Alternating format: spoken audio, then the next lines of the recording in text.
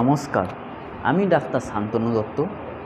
আপনাদের স্বাগত জানাই আমার YouTube channel smile with doctor Shantanu দত্ততে। আজ আমরা জানব সঠিকভাবে ব্রাশ করার নিয়ম। আপনি প্রতিদিন ব্রাশ হয়তো করেন, কিন্তু যদি ভুল পদ্ধতিতে ব্রাশ করেন তবে আপনার দাঁতের ক্ষতি হতে পারে।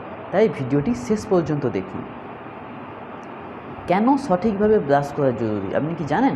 সঠিকভাবে ব্রাশ করলে দাঁতের প্লাক ও জীবাণু দূর হয়, ক্যাভিটি ও মাড়ির রোগ অনেকটাই প্রতিরোধ করা যায়, মুখে দুর্গন্ধ কমে, হাসি থাকে উজ্জ্বল ও সুস্থ। ব্রাশ কীভাবে করলে আপনার দাঁতগুলো ভালো থাকবে? সঠিক টুথব্রাশ নির্বাচন করুন, যেটা হবে নরম টাইপের।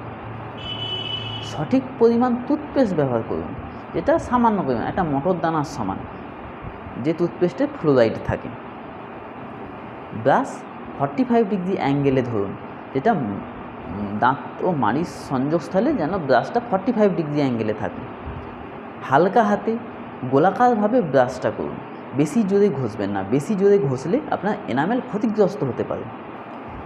দাঁতের ভিতরের অংশ পরিষ্কার করুন, সামনের দাঁতের ভিতরের অংশ উল্লেখযোগ্যভাবে পরিষ্কার করুন, নাহলে সেটা হতে নোংরা জমে থাকবে।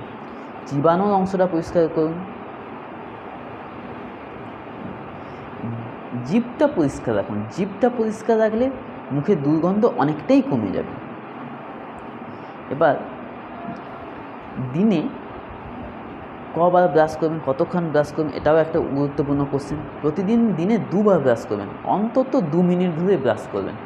বিশেষত রাত্রে ঘুমানোর আগে ব্রাশ করাটা অনেকটাই জরুরি। যেসব জিনিসগুলো মানুষ ভুল করে সেগুলো হচ্ছে খুব জোরে ব্রাশ করে, শক্ত ব্রাশ ব্যবহার করে, খুব বেশি টুথপেস্ট ইউজ করে, 3 মাসের বেশি একই ব্রাশ ব্যবহার করে, ব্রাশ করার পর ভালোভাবে মুখ না ধোয়া। এসব করলে আপনার ভালোর থেকে আরও ক্ষতি বেশি হবে। সঠিকভাবে ব্রাশ করলে আপনার দাঁত ও মাড়ি থাকবে সুস্থ, আপনার হাসি হবে আরও সুন্দর। আর প্রত্যেক 6 মাস অন্তর আপনার নিকটবর্তী ডেন্টিস্টের কাছে গিয়ে আপনার দাঁত পরীক্ষা করুন। যদি আপনাদের এই ভিডিওটি ভালো লেগে থাকে তবে লাইক, শেয়ার, সাবস্ক্রাইব করতে ভুলবেন না। আরও ডেন্টাল টিপস পেতে সঙ্গে থাকুন স্মাইল উইথ ডাক্তার শান্তনু দত্ততে। ধন্যবাদ, নমস্কার।